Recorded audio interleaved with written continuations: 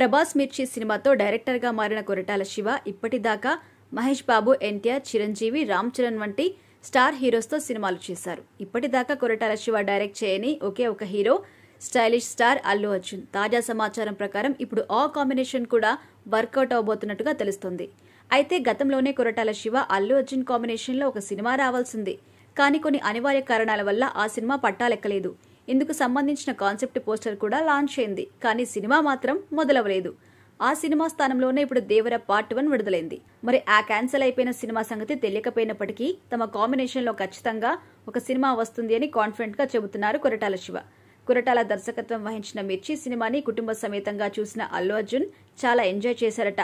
అప్పటి నుంచి కొరటాలతో సినిమా చేయడానికి ఆసక్తి చూపిస్తున్నారని, కానీ కొన్ని కారణాల వల్ల సినిమా వర్కౌట్ అవ్వడం లేదని కూడా తెలుస్తోంది. ఇక ఇప్పుడు మాత్రం ఖచ్చితంగా వీళ్ల కాంబోలో సినిమా వస్తుందట.